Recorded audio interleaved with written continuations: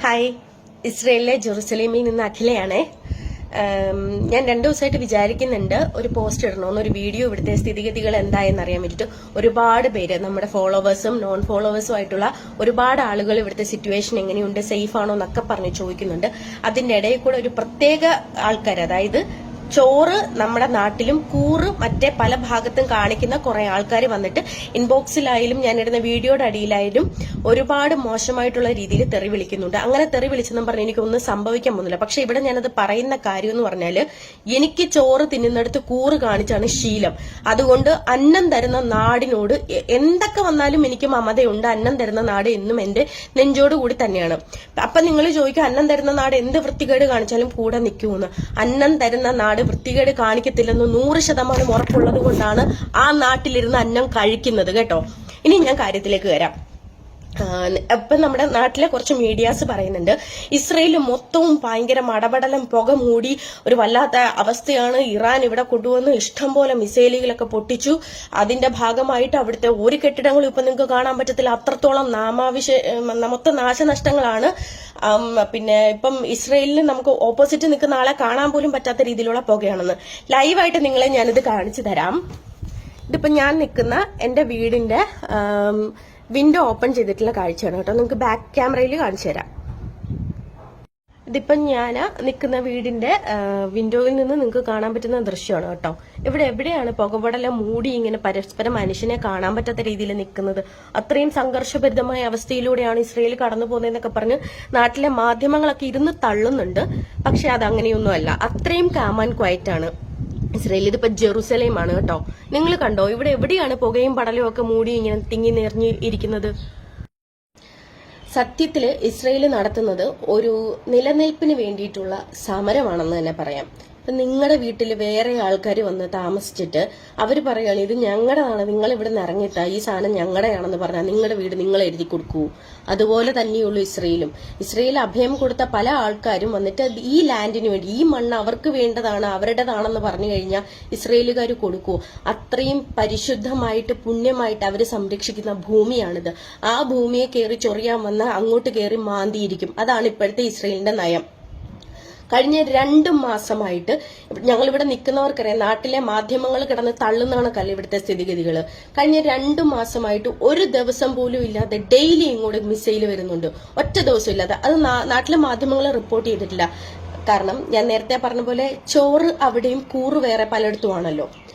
ഈ 2 മാസമായിട്ട് ഞങ്ങളെ പോലുള്ള പല ആളുകളും ഇവിടെ പറയുന്നുണ്ട്, ഇത്രയും മിസൈലുകൾ ഇങ്ങോട്ട് വന്നു, ഫുൾ അലേർട്ട് വരുന്നുണ്ട്, ഇവരെന്താ തിരിച്ചടിക്കാത്ത നമ്മളെ പോലുള്ള ആൾക്കാർ, ഇവിടെ ജോലിക്ക് വന്ന ആൾക്കാർ പറയുന്നുണ്ട്, ഇസ്രയേൽ എന്താ തിരിച്ചടിക്കാത്തതെന്ന്. അപ്പൊ നമ്മൾ നിൽക്കുന്ന ഫാമിലിയിലെ ആൾക്കാരോട് നമ്മൾ ചോദിക്കൂല്ലോ, അതെന്താ ഇത്രയും ഇത് കാണിച്ചിട്ടും തിരിച്ചടിക്കാത്തതെന്ന്. അപ്പം ഇവര് പറയുന്നത്, അതായത് ജൂത സമൂഹം, നമ്മൾ അവരുമായിട്ടാണ് വർക്ക് ചെയ്യുന്നത്, അത്രയും റെസ്പെക്ട് തരുന്ന ഒരു ജനവിഭാഗമാണ് നമ്മൾ. പ്രത്യേകിച്ച് നമ്മൾ ഇന്ത്യൻസിനോട് ഇവർക്ക് ഭയങ്കര കാര്യമാണ്, അത്രയും റെസ്പെക്ട് തരുന്നത്.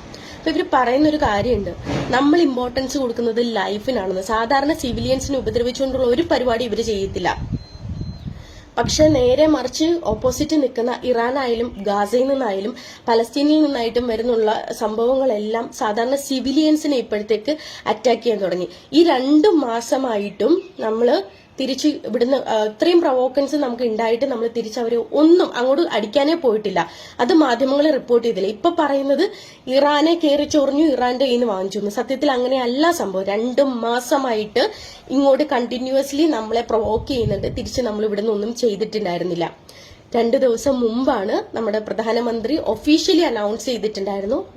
നമുക്ക് എല്ലാവർക്കും മെസ്സേജ് വരുന്നുണ്ട്, ഒഫീഷ്യലി അനൗൺസ് ചെയ്തു, ഇനി ഞങ്ങൾ സഹിച്ചുകൊണ്ടിരിക്കില്ല, കാരണം ഞങ്ങളുടെ സിവിലിയൻസിനെയാണ് ഇവർ കയറി തൊട്ടത്, ഞങ്ങൾ അറ്റാക്ക് ചെയ്യുന്നു. അങ്ങനെ അറ്റാക്ക് ചെയ്യുമെന്ന് പറഞ്ഞിട്ട് അവരുടെ മടയിൽ പോയിട്ടാണ് അടിച്ചത്. അല്ലാതെ ഇവിടെ ഇരുന്നുകൊണ്ട് ഒളിച്ചിട്ടും പാത്തിട്ടും നമ്മുടെ മാധ്യമങ്ങൾ പറയുന്ന പോലെ ഒളിയമ്പുകൾ ചെയ്ത സംഭവമൊന്നുമില്ല. അവരുടെ മടയിൽ പോയി അവർക്കിട്ട് കൊടുത്തതാണ്. അത് മാക്സിമം സാധാരണ സിവിലിയൻസിനെ ഒന്ന് നിങ്ങൾ ചില വീഡിയോസ് കണ്ടാൽ മതി, പുറകെ ഞാൻ വീഡിയോസ് ചെയ്യുന്നതായിരിക്കും.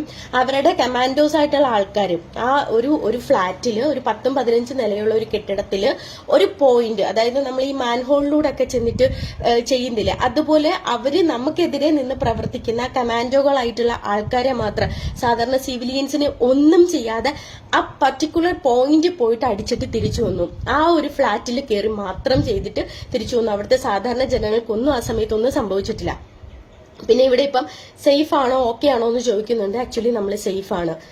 ഒരേ സമയം, അതായത് ഇസ്രയേൽ ഇപ്പം നടത്തിക്കൊണ്ടിരിക്കുന്ന ചെറുത്തുനിൽപ്പിന്റെ യുദ്ധമാണെന്ന് ഞാൻ പറഞ്ഞില്ലേ, ഗാസയിലേക്കും പലസ്തീനിലേക്കും ഇറാനിലേക്കും ഒരേ സമയം നമ്മൾ ഇവിടുന്ന് മിസൈൽ അയച്ചുകൊണ്ട് ഇറാനിൽ നിന്ന് വരുന്ന നൂറുകണക്കിന് മിസൈൽസിനെ നമ്മൾ ഇവിടെ തടയുകയും ചെയ്യുന്നുണ്ട്. അയൺഡോം എന്ന് പറയുന്ന ഒരു സംവിധാനത്തില് ഇവിടുത്തെ ഇസ്രയേൽ ജനതയെ പോലെ തന്നെ നമ്മൾ ഫോറിനേഴ്സ് ആയിട്ട് ഇവിടെ വർക്ക് ചെയ്യുന്ന ആൾക്കാരും അത്രമാത്രം വിശ്വസിക്കുന്നുണ്ട്. ഇന്ന് ഈ അവസരത്തിൽ ഇങ്ങനെ ഞാൻ നിങ്ങളോട് വീഡിയോ ഇട്ടിട്ട് ഇത്രയും ശക്തമായിട്ട് നിങ്ങളോട് പറയണമെങ്കിൽ ഇവിടുത്തെ ഡിഫൻസ് സിസ്റ്റത്തോട് നമുക്ക് ഉണ്ടാവുന്ന ഒരു ട്രസ്റ്റ് ഉണ്ടല്ലോ, ആ ഒരു വിശ്വാസം ഉണ്ടല്ലോ, ആ വിശ്വാസത്തിന്റെ പുറത്തു നിന്നാണ് ഞാൻ ഈ വീഡിയോ ചെയ്യുന്നത്. അത്രമാത്രം ഇവര് ഈ ജനത അല്ലെങ്കിൽ ഈ ഇസ്രായേൽ എന്ന് പറയുന്ന രാഷ്ട്രം നമ്മളെ ചേർത്ത് നിർത്തുന്നുണ്ട്. നമുക്കങ്ങനെ ഒരു കുഴപ്പവും സംഭവിക്കുന്നുള്ള ഒരു വിശ്വാസമുണ്ട്.